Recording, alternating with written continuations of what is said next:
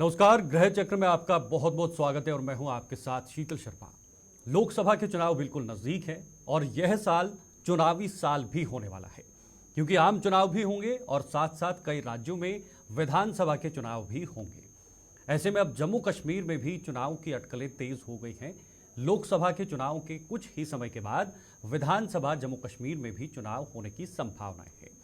इस पर भी chief election commission of India ने यह साफ कर दिया है कि अब बहुत जल्द हो सकता है जम्मू में भी चुनाव करवाए जाएंगे। इसी को लेकर हम जम्मू कश्मीर के बड़े बड़े नेताओं की कुंडली को खंगालते हैं कि आखिर उनका सियासी जो भविष्य है वो क्या है, किस तरह से वो अपनी पार्टियों को संभालेंगे, किस तरह से वो अपनी पार्टियों को आगे बढ़ाएंगे, उनकी कुंडली क्या कहती है, उनका भाग्य क्या कहता है, उनके चुनावी सितारे क्या कहते हैं, क्या वो अपने सितारों पे खड़े उतर पाएंगे, क्या वो अपनी पार्टी की नैया पार लगाएंगे। इसी को लेकर हम हमेशा बातचीत करते हैं और आज के संस्करण में हम बातचीत करेंगे जम्मू कश्मीर के पूर्व मुख्यमंत्री और नेशनल कॉन्फ्रेंस के उपाध्यक्ष उमर अब्दुल्ला की, जो कई बार सांसद भी रह चुके हैं और साथ ही साथ यहाँ के पूर्व मुख्यमंत्री और युवा मुख्यमंत्री भी रह चुका है। अटल बिहारी वाजपेयी की सरकार में वो मंत्री भी रह चुके हैं। तो चलिए ज़रा उनके जीवनी पर नज़र डालते हैं कि आखिर उनकी जीवनी किस तरह की रही है, कहाँ उनका जन्म हुआ है, कैसे वो अपने इस पूरे सफ़र में आगे बढ़े हैं, उसी पर हम बातचीत करेंगे। उमर अब्दुल्ला ने किस तरह से अपना सियासी भविष्य जो है वो तैयार किया, सियासी जो सफ़र है वो तैयार किया, उसका आधार रखा। आपको बताना चाहेंगे उससे पहले भी उनके पिता हो या फिर उनके दादा हो, वो भी जम्मू कश्मीर के मुख्यमंत्री कई बार रह चुके हैं और केंद्र में भी कई बार मंत्री रह चुके हैं। उमर अब्दुल्ला की जीवनी बताएंगे। उमर अब्दुल्ला का जन्म 10 मार्च 1970 को हुआ है। आपको बता दें, पूर्व सीएम उमर अब्दुल्ला का जन्म ब्रिटेन में हुआ है और एनसी के अध्यक्ष फारूक अब्दुल्ला के बेटे हैं उमर अब्दुल्ला। श्रीनगर के बर्न हॉल स्कूल से प्राथमिक शिक्षा उन्होंने ली है। तो ये कुछ जीवनी जो है हम आपके सामने रख रहे हैं। स्ट्रैथक्लाइड विश्वविद्यालय से एमबीए की शुरुआत उन्होंने की है। हालांकि एमबीए उनका कंप्लीट नहीं हुआ था क्योंकि वो लोकसभा के लिए चुने गए थे। उनके बाद उन्हें एमबीए की पढ़ाई जो है वो छोड़नी पड़ी,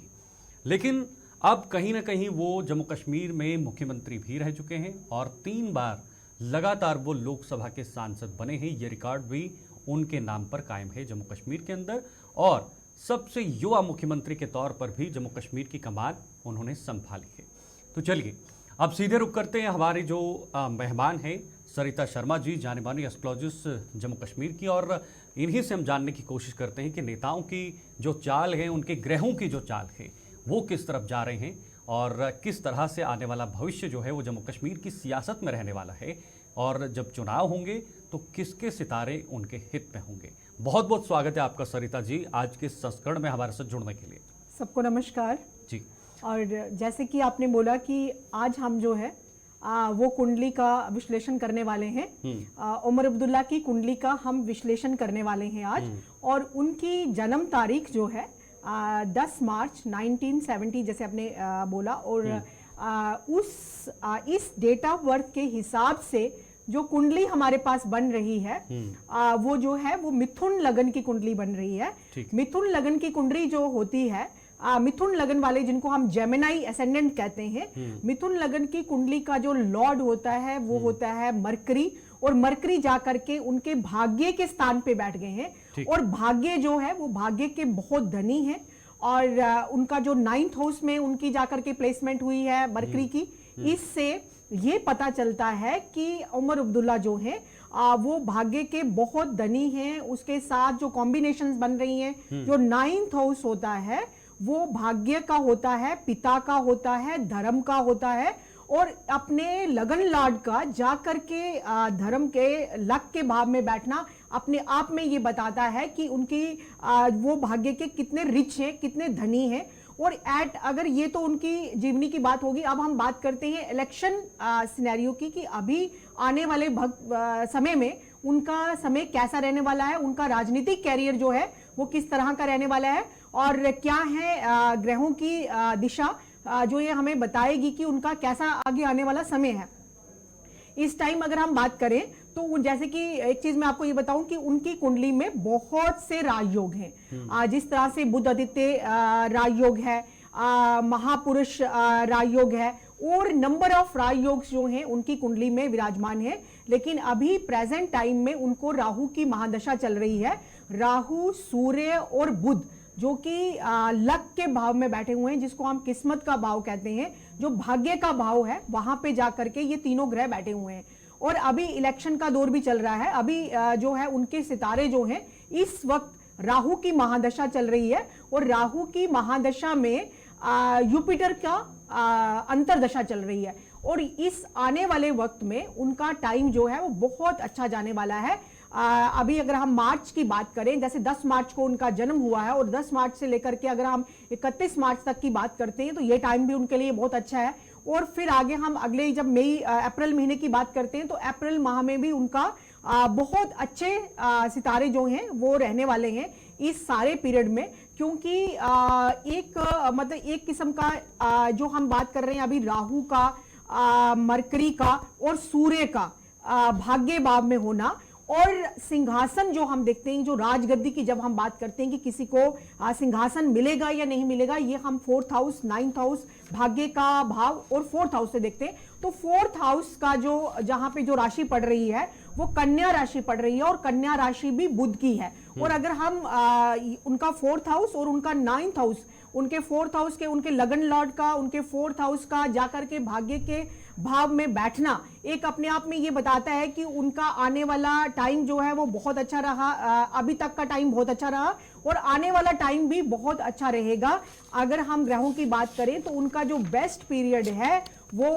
अगस्त से लेकर के नवंबर तक का पीरियड है। इसके बीच का जो समय है जिससे उनको अपने हायर अप से बहुत फायदा मिल सकता है, अपने फ्रेंड सर्कल में से बहुत फायदा मिल सकता है। ये सब चीजें जो हैं ये बताती हैं कि आने वाले टाइम में अगर हम 2024 की बात करें, 2024 दिसंबर तक की बात करें तो उनका टाइम बहुत अच्छा जाने वाला है। और इस टाइम में उनको अपनी पार्टी से मतलब सीटों का, अगर इस टाइम पे विधानसभा के इलेक्शन होते हैं और ऐसा कुछ अगर होता है तो उनका टाइम बहुत अच्छी सीटों से वो विजय प्राप्त करेंगे। सरिता जी, एक मेरा ये भी सवाल रहेगा कि जब आपने पिछली बार कहा था, जब हमने उनके पिता फारूक अब्दुल्ला की कुंडली का जो विमोचन किया था, उनका यहाँ पर विश्लेषण किया था, तब आपने बताया था कि फारूक अब्दुल्ला आने वाले समय में हो सकता है अपने बेटे का सोचें, उनके हित में सोचें, क्योंकि उनका स्वास्थ्य भी अब खराब है तो उस वजह से वो ज़्यादा बेटे पर ध्यान देंगे। तो क्या इस तरह की चीज़ें निकलकर सामने आ सकती हैं? क्या इस बार और भी चमकदार सितारे जो हैं वो उमर अब्दुल्ला के निकलकर सामने आ सकते हैं अगर चुनाव होते हैं? क्योंकि लोकसभा के चुनाव भी हैं, उसके बाद विधानसभा के चुनाव भी होने हैं। देखिए, मैंने बोला आपको कि उनका दिसंबर तक का पीरियड बहुत अच्छा जाने वाला है। और इस टाइम जैसे कि उनका जो लगन लॉर्ड है वो जाकर के पिता के घर में ही बैठा हुआ है और इस टाइम उनको पिता से भी सपोर्ट मिलेगा और अपना भी उनका भाग्य जो है वो बहुत अच्छा प्रदर्शन इस बार जो है वो नेशनल कॉन्फ्रेंस का रहने वाला है। लेकिन नो डाउट ये जो उनकी ग्रहों की स्थिति बताती है कि उनका जो बुध का शतभिषा नक्षत्र में होना और राहु का भी उसी नक्षत्र में होना और पिता के घर में तीनों ग्रहों का होना, जबकि सूर्य भी साथ है, तो पिता का सपोर्ट उनको हमेशा ही रहेगा। एक लीनिएज जो है वो वर्क करती है कि उनका एक क्लैन जो है वो उसने पूरा राज किया है और वो इनकी कुंडली से पूरा झलकता भी है। मोरओवर अगर हम इनके पिता के साथ इनको देखते हैं तो इनकी पर्सनैलिटी जो है वो थोड़ी सी ओवरशैडोड नजर आती है कि उस तरह से निखर के निखार वो वाला नहीं आ रहा कि उमर अब्दुल्ला रियल में जो है वो उमर अब्दुल्ला कैसे हैं और क्या है। पिता का जो एक प्रभाव है वो कुंडली के जरिए, मैं तो सितारों की बात कर रही हूं कि उनकी ग्रहों की जो है वो पोजीशन क्या बता रही है और उनके ग्रहों की भी पोजीशन ऐसी ही है कि सूर्य का साथ होना, बुध का उसके साथ बिल्कुल क्लोज कंजक्शन होना डिग्री वाइज भी, और साथ में राहु का भी साथ होना, ये सब चीजें इस चीज का प्रदर्शन बताती हैं कि पिता का तो उनको पूरा सपोर्ट है ही है, वो कुंडली के थ्रू से भी है। और एक पर्सनैलिटी को एक निखार आना, जिसको आप कहते हैं कि एक खुल करके पर्सनैलिटी वो सामने आना, वो नहीं आ रही कहीं अभी तक के जितने सफर में। मैं सितारों के हिसाब से बात कर रही हूं। और आने वाले टाइम में अगर हम ओवरऑल एनसी का प्रदर्शन देखेंगे तो वो बहुत अच्छा रहेगा, उनके सितारों की जो चाल बता रही है। नो डाउट आगे 2025 के जनवरी से लेकर के मिड मार्च तक का टाइम उतना अच्छा नहीं है, बट 2024 के जितना भी टाइम है ये बहुत अच्छा है। अपने इस पीरियड से उनको बहुत गेन होगा और ये सब चीजें बहुत उनके फायदे में रहने वाली हैं। लेकिन मेरा उनके सितारों को देखते हुए उनके नक्षत्र और उनके प्लैनेट्स की पोजीशंस को देखते हुए वो किस राशि में और किस घर में है, ये सब देख करके ये लगता है कि उनको जो जेमिनाई असेंडेंट होते हैं उनका क्या रहता है कि एक तो उनको अपना क्योंकि अगर हम काल पुरुष की कुंडली देखते हैं, काल पुरुष की कुंडली के हिसाब से जो मिथुन लगन मिथुन राशि आती है वो 3rd हाउस में आती है। तो मेरा इनको यही सुझाव रहेगा ओवरऑल कि अगर ये अपना हर काम लिखित रूप में करते हैं, अगर अपनी प्लानिंग्स को पूरा लिखते हैं और अपने एक्सपीरियंसेस को एक बुक की शेप में मतलब बनाना, उसको पब्लिश करना, और ये सब अगर ये करते हैं तो इनका पॉलिटिकल कैरियर तो चमकेगा ही, क्योंकि हमारा 3rd हाउस जो हमारी राशि पड़ती है वो हमारे लिखत की पड़ती है, हमारी कम्युनिकेशन की पड़ती है और हमारे शॉर्ट डिस्टेंस ट्रेवल्स की पड़ती है। तो इस टाइम पे एट प्रेजेंट पे जब तक की अनाउंसमेंट होती तब तक इनको रूट लेवल पे पहुंचना, बहुत शॉर्ट ट्रेवल्स करना, अपने डेली के प्लान को माइंड में रहता है बट उसको लिखित रूप में लिखना, और इस तरह से लिखना जिस तरह से मतलब कि बिल्कुल इस तरह से जैसे हम किसी बुक फॉर्म में लिखते हैं, इस तरह से हर चीज को लिखना इनके लिए बहुत ही अच्छा साबित होगा अगर ये ऐसा करते हैं। बिकॉज जेमिनाई असेंडेंट की ये बहुत रहती है कि एक तो ये मरकरी से रूल वाली राशि रहती है, तो ये तो जन्म से ही राजकुमार पैदा होते हैं, इस टाइप के व्यक्तित्व के जो लोग होते हैं। तो ये सब चीजें जो हैं ये इन सब सितारों की चाल से हमें ये पता चल रहा है। जी, जब पिछली बार के विधानसभा के चुनाव हुए थे तो उस समय नेशनल कॉन्फ्रेंस का ओवरऑल जो प्रदर्शन था जम्मू कश्मीर के अंदर वो कम रहा था, उनका ग्राफ गिर गया था। उसके बाद पीडीपी बीजेपी की सरकार बनी, लेकिन अब जो हवाएं उड़ रही हैं, अब जो बातें उड़ रही हैं, उसमें ये कहा जा रहा है लोगों के द्वारा कि हो सकता है इस बार नेशनल कॉन्फ्रेंस जम्मू कश्मीर के अंदर एक बड़ी पार्टी बनकर निकलकर सामने आए। तो क्या उमर अब्दुल्ला अपनी पार्टी की नैया को जो है वो पार लगा पाएंगे इस बार के चुनाव में? बिल्कुल, जो उनके सितारे हैं वो देखें, हम तो ग्रहों की बात करते हैं और कि उनका रुझान किस टाइप है, मतलब क्या अभी उनके पॉजिटिव प्लैनेट्स चल रहे हैं। अभी मैंने उनके फादर की कुछ टाइम पहले कुंडली का विश्लेषण किया था, आज मैं उनकी कुंडली का कर रहे हैं। फिर हम एनसी की जो पार्टी है उसकी एक कुंडली बनती है, हर एक जो पार्टी है उसकी पार्टी का किस वक्त वो पार्टी बनी, किस दिन वो बनी, उस टाइम ग्रहों की क्या पोजीशन थी, इसके बेस पे भी जो है वो एक कुंडली तैयार होती है। तो वो एक एनसी की अलग से कुंडली लेगी, बट इनके फादर की और इनकी कुंडली के को देखते हुए इनका प्रदर्शन जो है वो आने वाले टाइम में बहुत अच्छा रहने वाला है। क्या क्या चीज़ें करनी चाहिए उमर अब्दुल्ला को इस समय पे, किन किन चीज़ों से सतर्क रहना चाहिए और किस तरफ उनको रुझान रखना चाहिए, क्योंकि आज रोज़े भी चल रहे हैं और बहुत ही महत्वपूर्ण दिन भी उनके लिए आज चल रहे हैं। तो क्या उन्हें करना चाहिए उनके जीवन में आज के समय में फिलहाल? देखिए, जब मैंने उनकी कुंडली का विश्लेषण किया तो उनका कुंडली का जो ऑलरेडी उनका जो लगन लॉर्ड है वो जाकर के 9th हाउस में बैठा है, जो कि हमारे धर्म का है, रिलीजियस तो वो है ही, और एक गॉड फियरिंग एक इंसान का एक व्यक्तित्व होता है, गॉड फियरिंग वो तो वो है। इस टाइम प्रेजेंट टाइम में उनको लाइट ग्रीन कलर, जिसको हम पिस्ता ग्रीन कहते हैं, उसका इस्तेमाल वो ज्यादा करें। अगर वो हर दिन वो नहीं पहन सकते तो उनको एक वैसे कलर का रुमाल अपने पास हमेशा रखना चाहिए। हाँ, क्या होता है कि मैं तो मेरा ज्योतिष जो है वो थोड़ा सा अलग टाइप का है, बिकॉज इसमें जैसे उनको प्रोबायोटिक्स का मॉर्निंग में हमेशा जो प्रोबायोटिक्स का लेनी चाहिए मॉर्निंग में सबसे पहले, क्योंकि प्रोबायोटिक्स जो है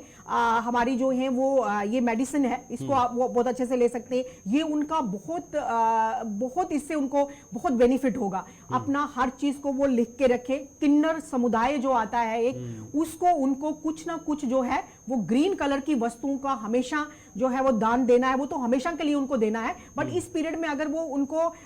एक हैंडसम अमाउंट और इस तरह से उनके कुछ रहने का कुछ बड़ा सा बना करके, या उनके किसी भी टाइप का उनका रेन बसेरा जो होता है इस टाइप का उनके लिए बनवाते हैं, तो ये उनके आने वाले टाइम में उनके लिए बहुत अच्छा रहेगा। और अगर वो अपने से सुपीरियर से किसी से मिलना चाहते हैं तो वो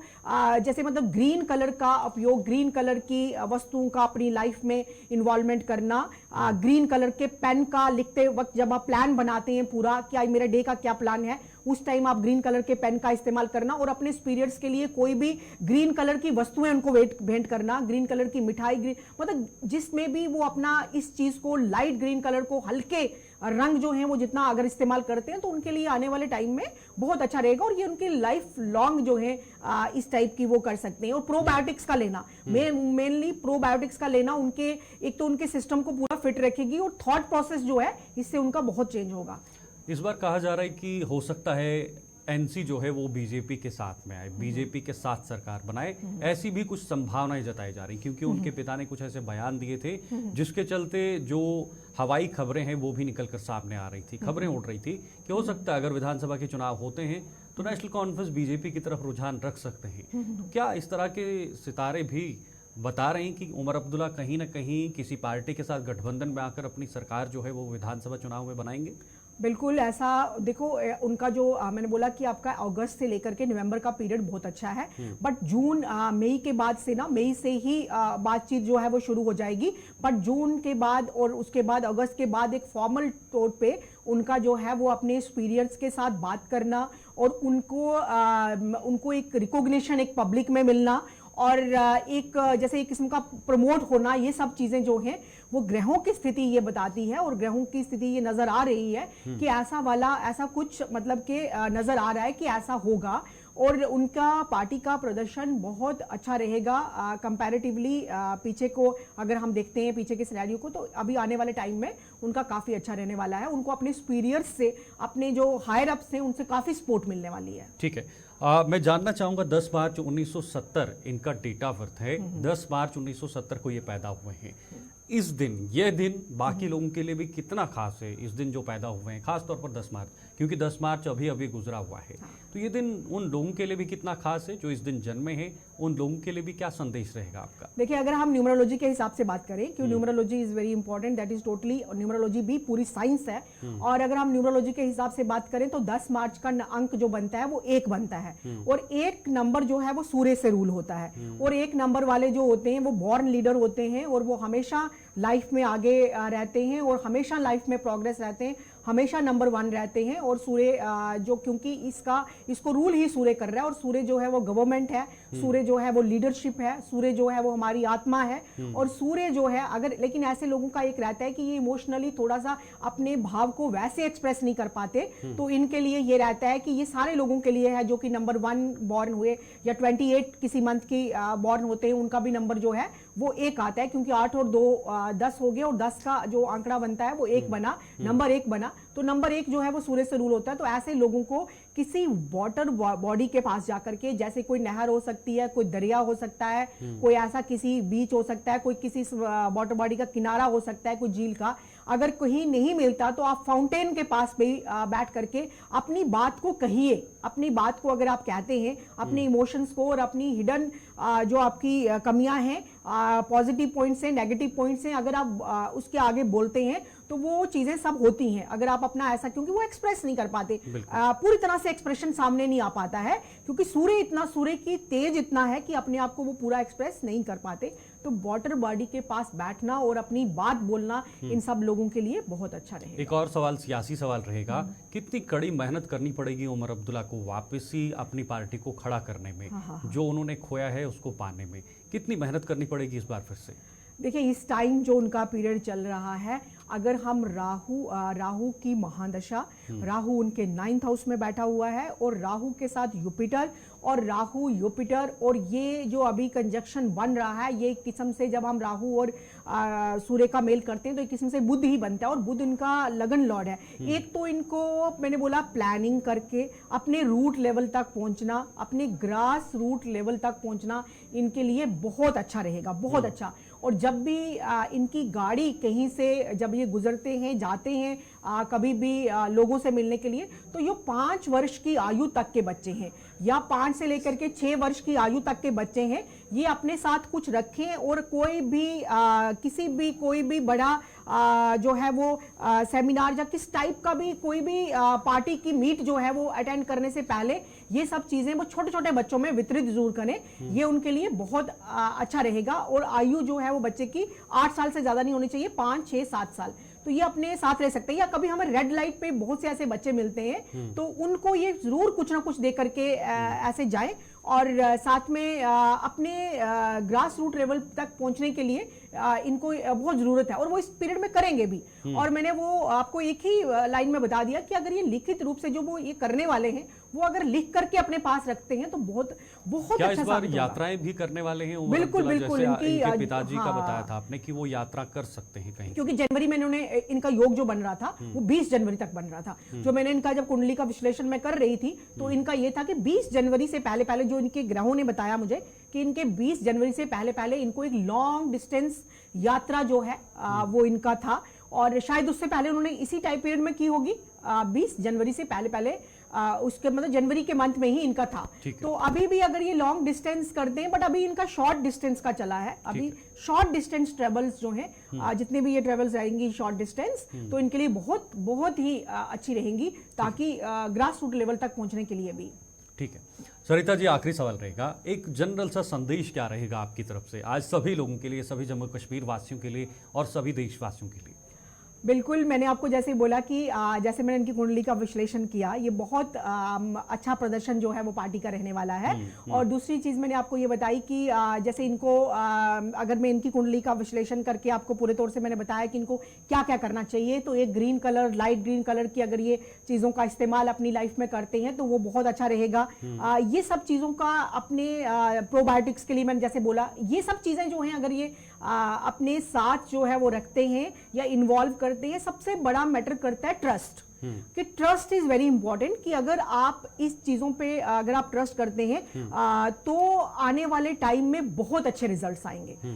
बहुत अच्छा प्रदर्शन रहेगा, बहुत अच्छा। ठीक है, बहुत बहुत शुक्रिया आज के इस संस्करण में हमारे साथ जुड़ने के लिए, और महत्वपूर्ण और ख़ास तौर पर पूर्व सीएम जम्मू कश्मीर के उमर अब्दुल्ला की कुंडली को खंगालने के लिए, उनकी कुंडली और उनके आने वाला जो सियासी भविष्य है वो किस तरफ रुख करेगा, क्योंकि लोकसभा के चुनाव हैं, उसके बाद विधानसभा के चुनाव भी संभवतः जम्मू कश्मीर के अंदर इस साल होंगे, उसको लेकर यहाँ के नेताओं की कुंडलियाँ क्या कहती हैं, इसी को लेकर हम बातचीत करते हैं। फिलहाल आज के इस संस्करण में इतना ही। आप जुड़े रहें हमारे साथ। नमस्कार।